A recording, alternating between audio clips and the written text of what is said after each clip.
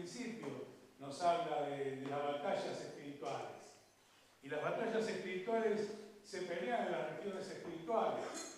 Usted no va a ver ángeles peleando en la calle, sino que las batallas espirituales se pelean en el terreno espiritual. Pero las consecuencias de esa batalla las vamos a ver en el plano de lo físico, de las consecuencias y de las situaciones que nosotros tenemos que vivir cada día. Y hay una palabra que a mí siempre me apasiona y no puedo dejar de volver a ella, que dice la palabra que más en Cristo somos más que vencedores. Y esto es una tremenda realidad. Pero tenemos muchas veces que confrontar esa palabra con nuestra situación de seres humanos que vivimos en este mundo, afrontando las dificultades de la vida, los dolores, las enfermedades, las pérdidas,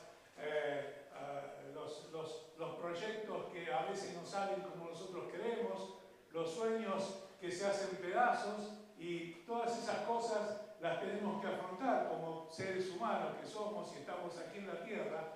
Pero sin embargo el Señor nos enseña a través de esta que podemos llamar batalla espiritual, de cómo hacer para enfrentar esas situaciones y sí, luego aplicar a aquellos que están romanos, que en Cristo somos más que vencedores.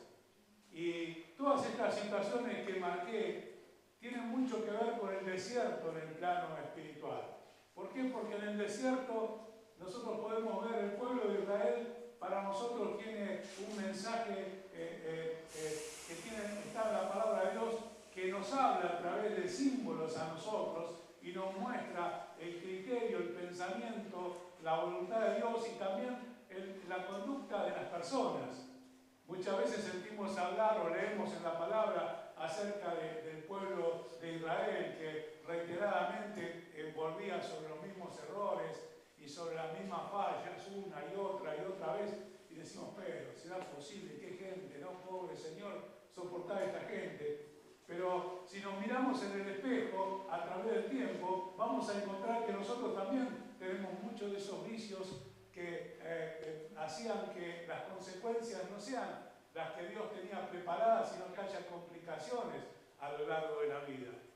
Y muchas veces somos rápidos para juzgar a los demás, pero somos lentos para mirar en nosotros mismos aquellas situaciones o cosas que tenemos que cambiar en la vida, ¿no? Cuando ustedes conocen la historia de David, de lo que había hecho, que había tomado la mujer de su prójimo y no solamente que había quedado en la historia, sino que había mandado a matar al marido, para lo que empezó con un pecado de adulterio, después pasó a un pecado de homicidio y había hecho todo lo peor que un ser humano puede hacer. Pero cuando viene el profeta Natán y le cuenta una historia de aquel hombre que tenía una ovejita, y vino alguien y se la sacó y todo esto, no quiero entrar en el detalle de esta historia, David se enerva, se irrita y dice muerte a tal, ¿no? Y no se da cuenta que el profeta le estaba mostrando una película de su vida, le estaba diciendo, mira, lo que vos hiciste es mucho peor, pero él se apresuró. Y muchas veces no nos damos cuenta que el Señor nos habla con amor, nos habla con paciencia, nos habla con tolerancia, porque Él quiere lo mejor para cada uno de nosotros. Y a veces nosotros no lo tomamos de esta manera, pero el Señor nos sigue hablando. Y en el libro de Éxodo, capítulo 17,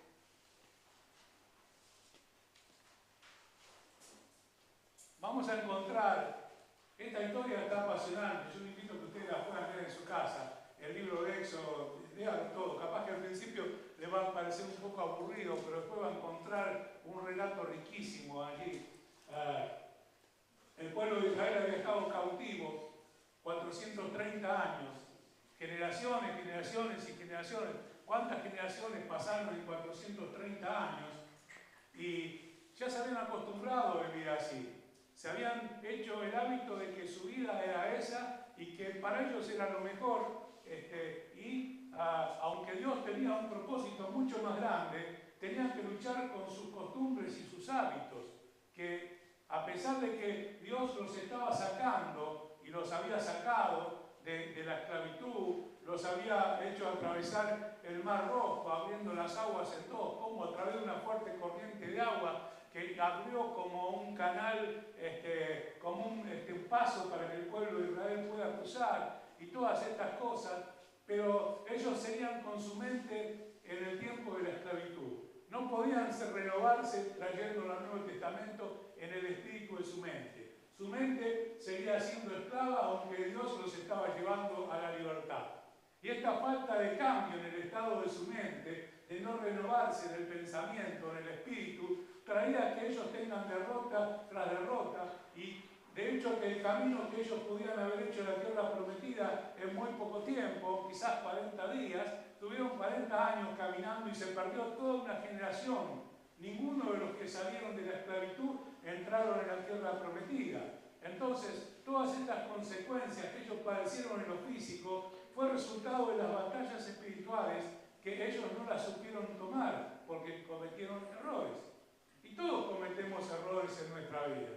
Y nosotros tenemos la bendición que estando en el tiempo de la gracia, nos podemos acercar confiadamente a Dios, confesarle nuestros pecados y saber que Él nos va a perdonar, porque dice la palabra que Él es fiel y justo para perdonarnos y limpiarnos de toda maldad. Pero gracias a Dios por esto. Pero qué importante es mirarnos a través de la palabra y encontrar aquellas cosas, aquellos problemas, aquellos vicios, por caracterizarlo de alguna manera, que nos llevan consecutivinariamente al fracaso en nuestra vida. Y no podemos alcanzar lo que Dios tiene preparado para nosotros, porque nos acostumbramos a lo que es, a lo que vivimos, a lo que nos contaron nuestros padres, y no abrimos nuestro corazón y nuestra mente a la renovación en el Espíritu que Dios quiere implementar en nuestras vidas. Entonces, dice el versículo 1, toda la congregación de los hijos de Israel partió del desierto de Sin en sus jornadas, conforme al mandamiento de Jehová, y acamparon en Refidim. Pero allí había un problema, no había agua. No había agua. Y bueno, yo nunca pasé demasiada hambre ni demasiada sed, pero los entendidos dicen que se puede soportar más el hambre que la sed, ¿no? Porque nuestro cuerpo está compuesto un 70% de agua, entonces es más factible soportar el hambre que la sed. Entonces surgió rápido la molestia esta que no había agua, ¿no? ¿Por qué? Cuando nosotros nos encontramos con lo que para ellos era un gigante, ahí comienza la batalla de nuestra fe. Ahí comienza a desarrollarse la batalla. Y yo hablo de dos reinos porque está el reino de Dios y el reino de las tinieblas. Y el reino de las tinieblas se está acechando siempre a través de ese ordenamiento que nosotros podemos encontrar en Efesios 6, principados, potestades, huestes de maldad, toda una jerarquía de un ejército organizado. Y ahora, ¿cómo aprendió Satanás a organizar su ejército? Usted acuérdese que Satanás era el ángel principal que estaba allí con Dios desde el principio. Entonces él aprendió mucho de ahí. Y todo lo que llegó de ahí, todo lo que aprendió de ahí, lo aplicó junto con los ángeles que se rebelaron y lo siguieron a él. Y ese forma su ejército. Entonces tenemos que saber que en lo espiritual no estamos enfrentando un ejército improvisador, desorganizado, sino que estamos enfrentando un ejército poderoso, aunque el ejército del reino de los cielos es mucho más poderoso y más eficaz. Pero depende del resultado de aquellas conductas que nosotros llevamos adelante. Cuando aparece ese gigante, cuando aparece ese problema tan grande, cuando aparece esa división en la familia, cuando aparece esa dificultad, cuando aparece esa enfermedad, cuando aparece esa deuda, cuando aparecen cosas que se nos van de las manos, ellos no podían fabricar agua, no había forma, y no había a su mente y a su entender y a la lógica no había agua, ¿no? Porque la lógica está enfrentada contra la fe. La fe no tiene nada que ver con la lógica. La fe funciona por lo que nosotros vemos, entendemos, por las experiencias y todas estas cosas, pero la fe funciona diferente. La fe, dice la palabra, que funciona porque nosotros estamos creyendo en aquello que no vemos. Entonces, ¿cómo hago para creer en algo que no veo? Necesito tener mi fe fundada en Jesús, fundada en mi Salvador y en mi Redentor. Pero como ellos todavía traían las viejas costumbres, les costaba entender esto y decían, y ahora vamos a morir acá. Y se empezaron a quejar y empezaron a murmurar y empezaron a decir, ¿por qué esto y por qué aquello y por qué el otro? ¿Por qué no nos dejaron morir en Egipto? Llegaron a decir, en Egipto estábamos tan bien. Y la verdad que yo anoche estaba mirando un documental que en Camboya los obreros que trabajan en las plantaciones de caucho trabajan de 6 de la mañana a 10 de la noche, todos los días, por un sueldo miserable, $100 al mes, trabajando desde las 6 de la mañana a las 10 de la noche, sábado, domingo, todos los días. Inclusive mostraba a unos ancianos de 80 años haciendo esto. Pero para ellos era su vida, y esto fue lo que me llamó la atención. Para estos ancianos de 80 años era su vida, no había otra vida fuera de eso. Y nosotros vivimos siempre como vivimos hasta que no conocemos algo nuevo. Cuando no conocemos algo que nos saca de nuestro estatus de religión y nos lleva al estatus de una vida en Cristo. Y estas personas estaban allí y dijeron, ¿y ahora qué vamos a hacer? ¿Y qué hicieron lo primero, no? Se enojaron con el mensajero.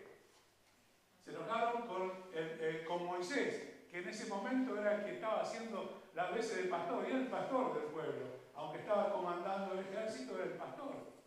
Y se enojaron y le reclamaron a él y dijeron, ¿pero por qué? ¿Por qué? ¿Por qué pasa esto? ¿Por qué nos haces esto? ¿Por qué nos hiciste esto? Y el reino de las tinieblas avanza en aquellos momentos en que nosotros menguamos en nuestra fe.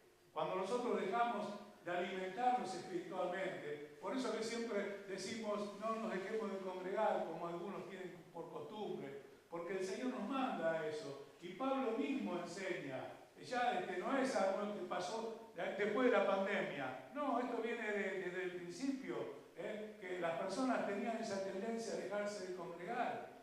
Y sin embargo, el Señor sigue hablando al respecto de esto. ¿Por qué? Porque cuando nos congregamos recibimos la palabra de Dios. Y cuando Dios nos habla, como digo siempre, habla de allá del fondo para allá, ¿no? Pasa por mí también, porque yo también soy un hombre que paso por dificultades, por luchas, por pruebas, entonces necesito recibir el consejo de Dios en mi vida, pero también necesito aprender a ser obediente y aplicar ese consejo de Dios, porque si yo voy al médico y el médico me dice, mira, yo esto se lo digo porque lo he hecho, ¿no? Hasta que una doctora me echó. Me decía, mira, toma esto, así esto, lo otro, y allá había este especialista. Y yo me iba, mi esposa tanto, pedí un turno de nuevo. Bueno, iba a pedir el turno y dice, bueno, dice, pero vos querés hacer lo que vos querés. Entonces, en otras palabras, elegantemente me dijo, buscate otro doctor que te atienda, porque así no vamos a tener resultados. Y la verdad que tenía razón. Si yo vengo a escuchar la palabra de Dios, el consejo de Dios, y después voy y hago lo que quiero, cuando encuentre que falta agua, me voy a enojar con el pastor y voy a decir, pero este pastor que no me enseñó, que no me dijo, pero sin embargo el Señor nos habla para que pongamos esa palabra en práctica en nuestra vida y poder ser más que vencedores en Cristo Jesús. El pastor no hay nada que le alegre más que venir el miércoles y escuchar testimonio de agradecimiento de las cosas que Dios hace, porque le puedo asegurar que me voy en el aire, porque es una bendición escuchar los testimonios de las cosas que Dios hace. Pero Dios tiene aún cosas mucho más grandes que para hacer en nuestra vida. Pero también depende de qué hacemos ante el conflicto, ante ese gigante que aparece y nosotros no podemos resolverlo ni con nuestro dinero, ni con nuestra experiencia, ni con nuestras influencias, ni con aquellas cosas que nosotros podemos tomar de alguien o de alguna situación en especial para poder atravesar ese problema. Sin embargo, dice la palabra, ¿por qué me echan la culpa a mí? Dice Moisés en el versículo 2, y altercó el pueblo con Moisés, y dijeron, danos agua para que bebamos. Y esta no es la forma en que Dios nos enseña, no es la forma en que Dios nos enseña. Nosotros tenemos a quién recurrir, ¿amén? Cuando nosotros tenemos que resolver el problema, la situación, tenemos a quién recurrir. Pero también tenemos que saber que tenemos que tomar el consejo de aquel que nos enseña cómo atravesar esa situación. entender que la palabra de Dios es viva, es poderosa, es eficaz, y que esa palabra, a través del Espíritu Santo, obrando en mi corazón, me va a dar las herramientas para la victoria, para que yo pueda enfrentar el reino de las tinieblas. Ese reino que está organizado y que está esperando que vos y yo flaqueemos en algo para avanzar. Para avanzar y decirnos, ves que no podés hacer nada, ves que nadie se acuerda de vos, ves que nadie ora por vos, ves que a nadie le importás. Y así empieza el sistema de pinzas avanzando espiritualmente sobre las personas, buscando de ahogar espiritualmente y de apagar la fe, sea poca o sea mucha, buscar de apagar la fe. Entonces ahí luchamos y nos plantamos en el Señor. Dice la palabra que el problema se había suscitado en que no había agua en ese lugar.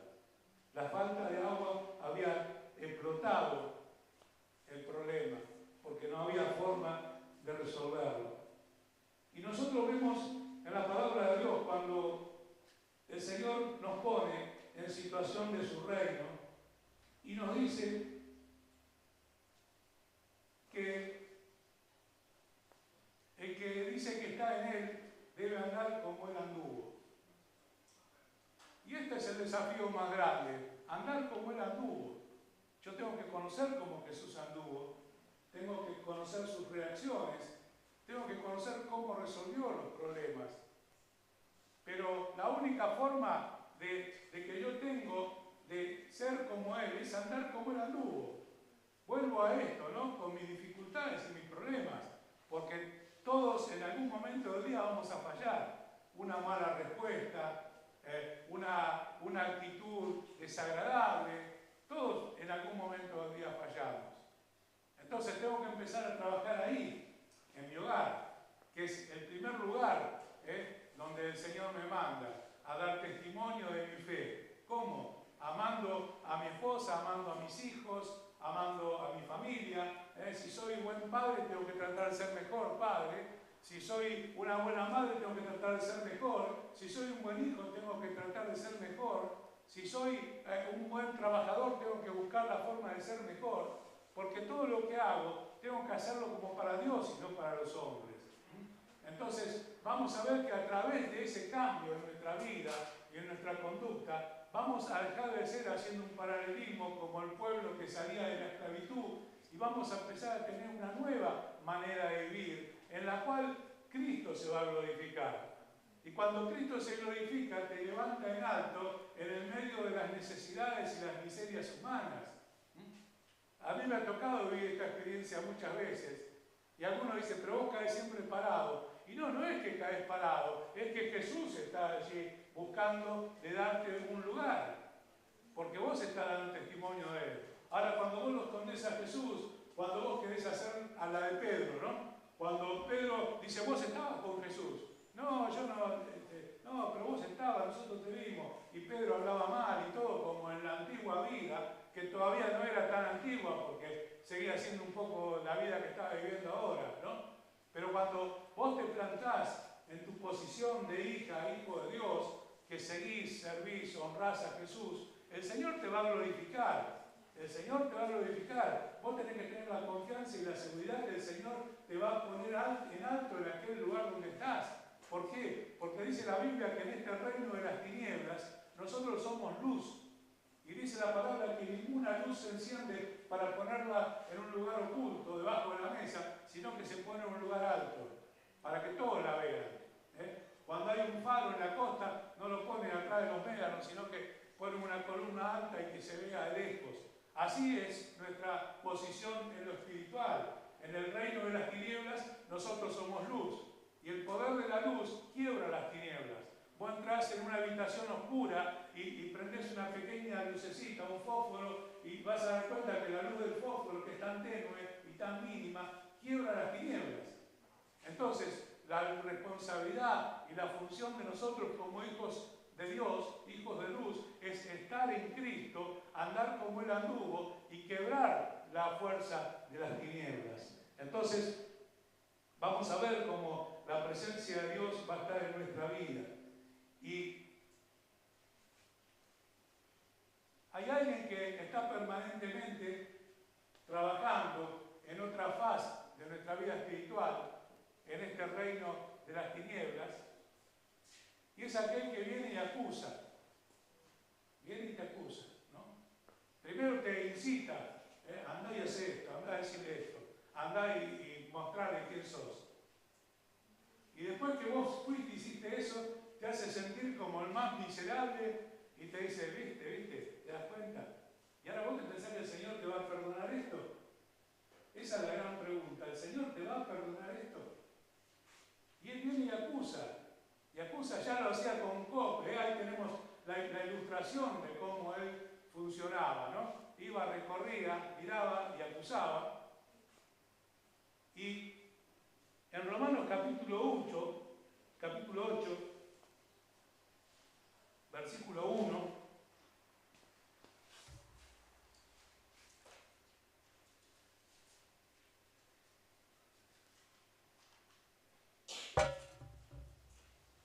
hay una forma de escribir de Pablo que a mí me apasiona, ¿no? Porque tiene esa forma de entrecomillar y poner una frase que es un bombazo, ¿no? Que te dice, mirá, por acá es el camino, ¿no? Y dice la palabra, ahora pues, ninguna condenación hay para los que están en Cristo Jesús. Amén. Y ahí nos quedamos, terminó el versículo. Pero pone una coma y continúa. Y te dice, los que no andan conforme a la carne, claro, entonces nosotros miramos allá a la distancia, a los que estaban saliendo de la esclavitud, de generaciones. Imagínate que el abuelo ya le contaba al nieto, decía acá, esta nuestra vida es así y estamos viviendo así de esta manera y nosotros tenemos que hacer ladrillos y nos van a dar cebolla y un poquito de algo para que podamos comer y así vivir. Porque ellos se habían hecho viciosos de la cebolla. Era los seducía la cebolla, ¿no? El poder de la cebolla. Y claro, de hecho que se recuerdan, ya teníamos cebolla también para comer. Entonces ya los hijos le enseñaban a los hijos y los abuelos a los nietos. Y qué lindo cuando aquellos que tenemos la bendición de ser abuelos y poder hablar con nuestros nietos, ¿no? Y enseñarles y hablarles y ver qué les enseñamos y qué les mostramos, qué aprenden de los abuelos, ¿no? Porque esa es una función importante del abuelo, ¿no? Un poco ayudando a la tarea de los padres, pero el abuelo, la abuela está ahí, ¿no? Con esa palabra autorizada, mirada con admiración por los nietos. Pero estos chicos habían aprendido ya desde la niñez que esa era la vida. Entonces, cuando se encuentran con la situación, van a la lógica que aprendieron y vuelven a las costumbres de la vieja vida y reclaman de una manera que no era lo que Dios les había enseñado. Entonces dice, los que no andan conforme a la carne, y la carne hace muchas cosas, reacciona, la carne es el hombre natural, ¿no? La mujer natural, el que no fue transformado por Dios, o si fue transformado por Dios en algún momento empuja y sale, ¿no? Y resucita de nuevo, ¿no? O sea, lo que sepultamos acá, en algún momento por ahí quiere salir y hay que mandarlo de nuevo abajo del agua, ¿no? Porque las cosas de la carne, el viejo hombre, la vieja mujer, la naturaleza humana es la que nos lleva a reaccionar por la lógica de la vida, por los resultados que nosotros obtenemos y de nuestra experiencia.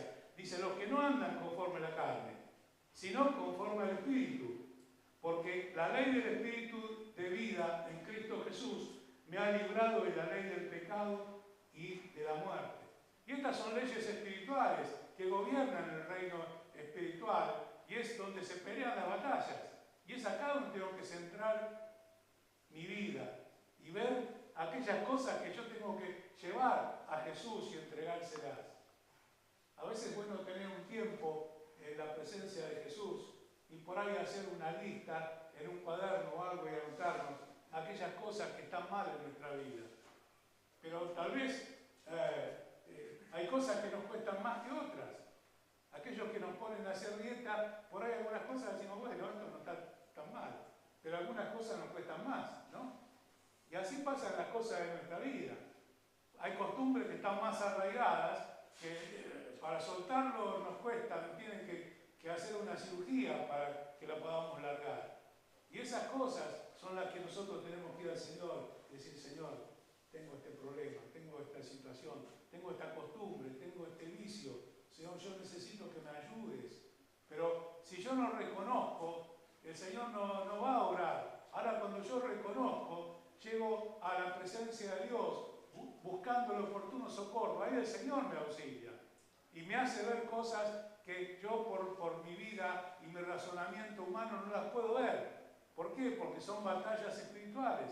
Entonces cuando yo le empiezo a entregar al Señor, empiezo a vivir conforme el Espíritu y empiezo a disfrutar los beneficios de esta ley que el Señor me da. La ley que me ha librado del pecado y de la muerte. Entonces ahora tengo vida abundante porque me agarro de esta ley. Me agarro de esta ley y me planto en esta ley, que es la ley que me ha librado de la ley del pecado y de la muerte. La ley del Espíritu de vida en Cristo Jesús.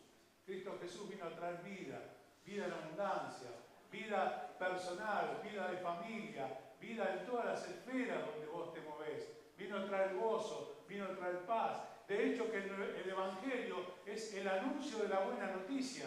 Eso es lo que vino a traer Jesús al mundo. Vino a traer a las personas, a las vidas. Y en su gracia inmensa, el Señor hasta el día de hoy la viene estirando. Porque no quiere que nadie se pierda, sino que todos vengan al conocimiento de Él. Entonces, cuando estoy así en esta situación,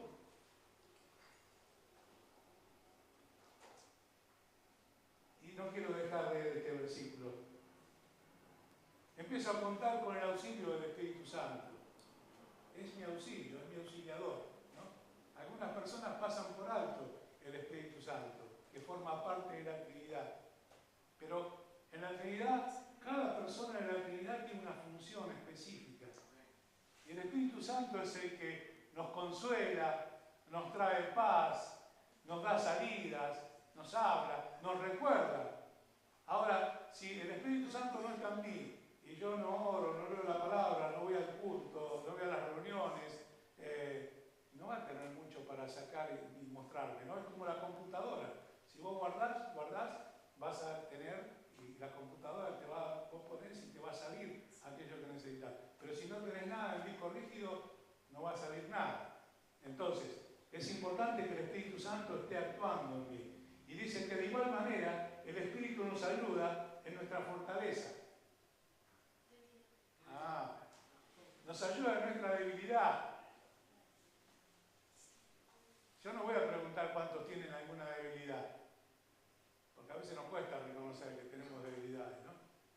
Pero si tenés alguna debilidad, si hay alguien que tenga o tuviese alguna debilidad, sepa que el Espíritu Santo nos ayuda ahí, en nuestra debilidad, no en nuestra fortaleza. Cuando nosotros estamos firmes, decimos, yo lo voy a hacer, yo puedo. El famoso tú puedes, haz lo que tú puedes. Y dice, bueno, dale, hacé. Hasta que te chocás contra la pared, te golpeaste, te lastimaste. Pero no funciona así en el reino de los cielos. Entonces dice, el Espíritu nos ayuda en nuestra debilidad. Pues, ¿qué hemos de pedir como conviene? No lo sabemos. Pero el Espíritu mismo intercede por nosotros con gemidos indecibles. Mas el que escudriña los corazones, es el Espíritu Santo, sabe cuál es la intención del Espíritu, porque conforme a la voluntad de Dios intercede por los santos, por aquellos que están en Él. Entonces, de esta manera, vamos a llegar a aquello que todos nos gusta y que disfrutamos en decirlo y proclamarlo. Y está muy bien que lo hagamos porque es una verdad de Dios.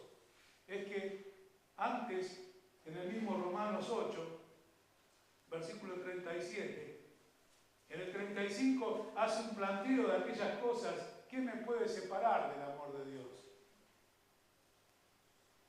Y las personas pueden separarse aún tal vez habiéndose querido ante situaciones, ante problemas, ante dificultades, ante desamores,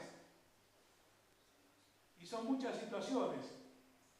Pero el versículo 35 dice: ¿quién nos separará del amor de Cristo? Tribulación, angustia, persecución, hambre, desnudez, peligro, espada. Y ahí podés poner aquellas cosas que vos estás atravesando. Y el versículo 37 dice: antes, en todas estas cosas, y ahí pone el nombre de tu dificultad, de tu problema, de aquello que estás atravesando. Antes, en todas estas cosas, somos más que vencedores por medio de aquel que nos amó. Gloria a Dios. Ahora, qué importante que yo me deje amar, ¿no? Que yo me deje amar por Jesús. A mí me gusta tanto la expresión o dejar que el Señor me abrace. En la oración, en la comunión, en la adoración, aunque estés trabajando y estás cantando un coro de adoración o de alabanza, le estás dando al Señor lo que hay dentro de tu corazón, dejá que Él te abrace. Olvídate de la historia del pasado y dejá que Jesús te abrace.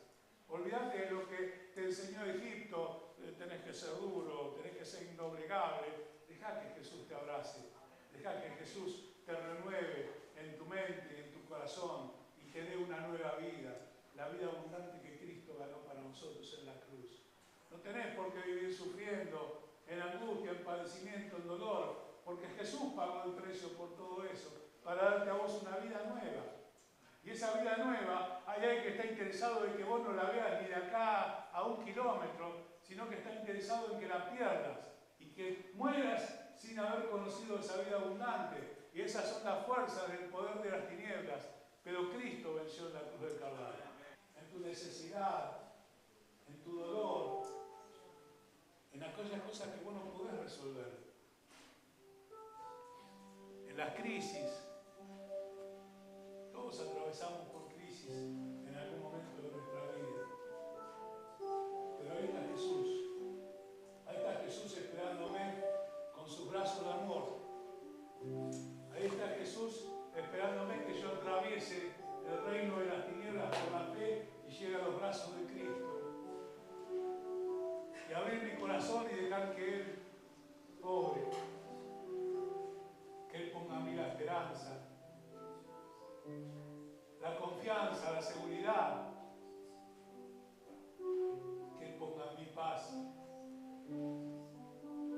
que Él haga una obra nueva en mi vida, en mi corazón, que Él haga un milagro en mí, que me saque del Egipto espiritual y me ponga en el reino de los cielos, que me saque del Egipto de la esclavitud y me siente en lugares celestiales, como dice su palabra.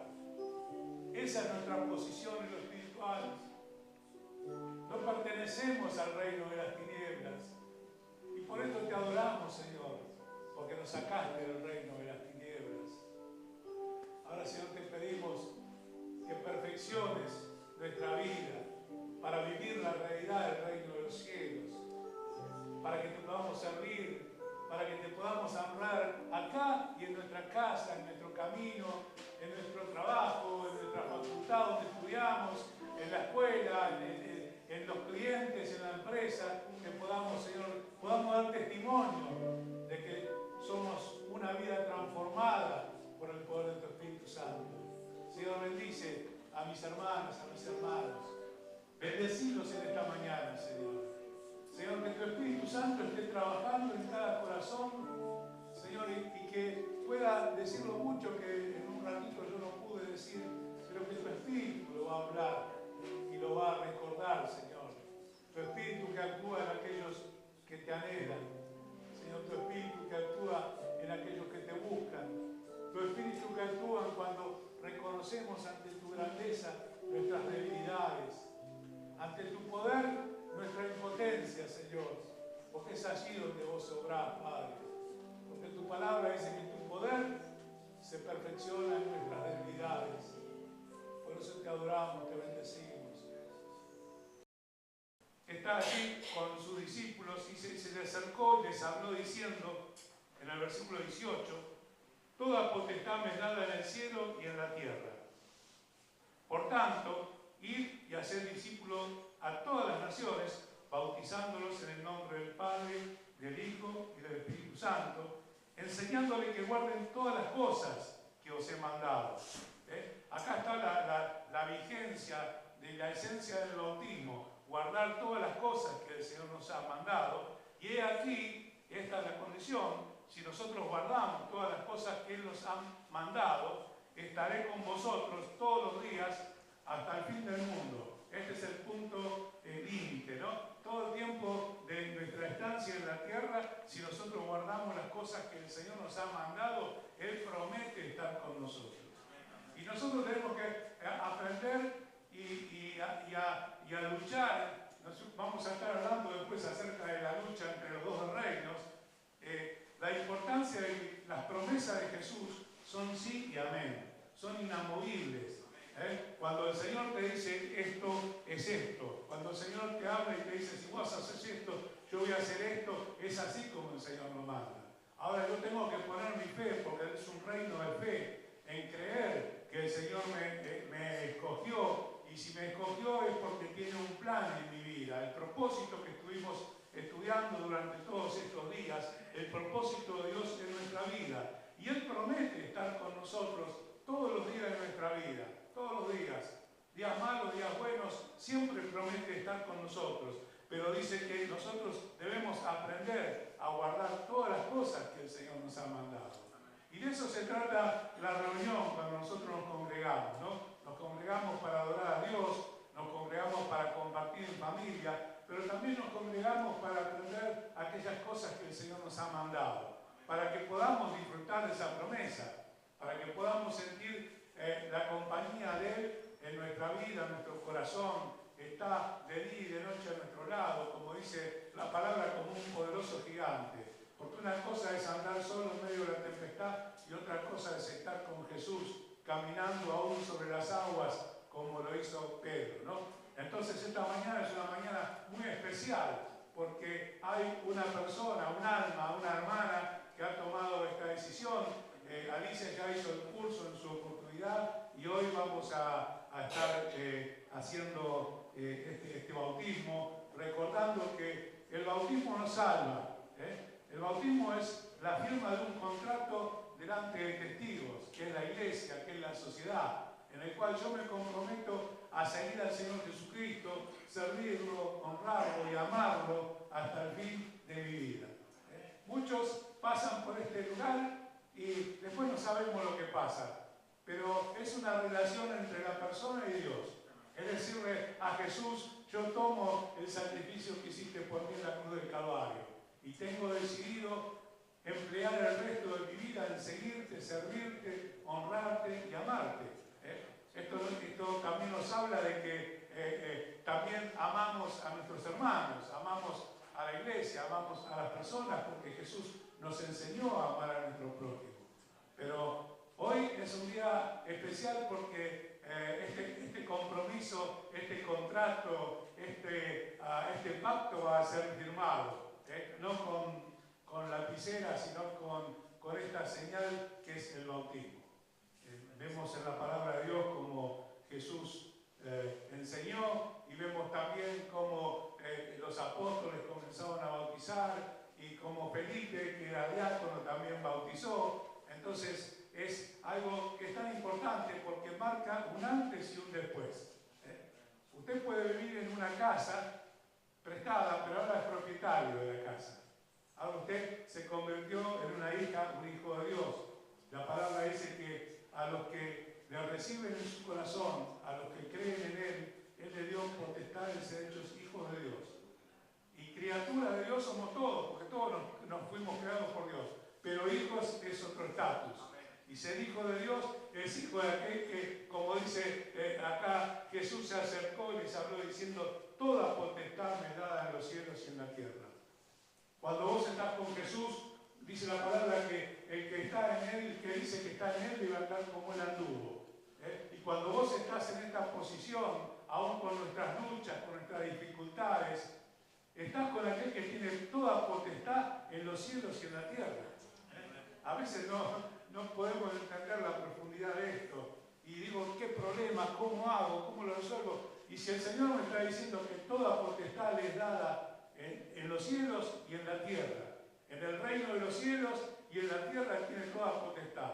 No hay nada imposible para Él. No hay corazón duro que Él no pueda quebrantar, no hay enfermedad que Él no pueda sanar, no hay situación familiar que Él no pueda resolver, no hay problema tan grande que Él no pueda ocuparse y dar una salida cuando nosotros estamos con nuestra fe puesta en Él.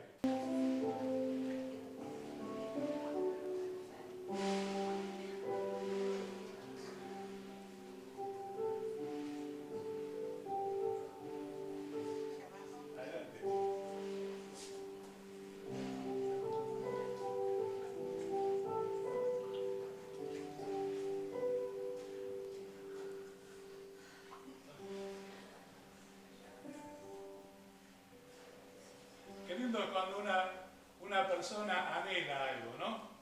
Cuando alguien desea algo y persevera en eso que anhela. Y el día llega donde el Señor hace lo que tiene que hacer y hoy llegó el día. Así que estamos agradecidos a Dios. Conocemos a nuestra hermana desde que nosotros estamos acá en Aedo, la conocemos y ella siempre está dispuesta a trabajar, a servir y para nosotros es una bendición. Así que en esta mañana vamos a estar dando bautismo a nuestra hermana. ¿Puedo poner las manos ahí? Ponete acá. Y yo te voy a hacer una pregunta. Vos recibís al Señor Jesús en tu corazón. Amén. ¿Crees en Él? Amén. Bueno. ¿Prometés seguir al Señor Jesucristo, servirlo, honrarlo y amarlo hasta el fin de tus días? ¿Sí? Amén. Bueno. Conforme tu confesión de fe, yo te bautizo en el nombre del Padre, del Hijo y del Espíritu Santo. Amén.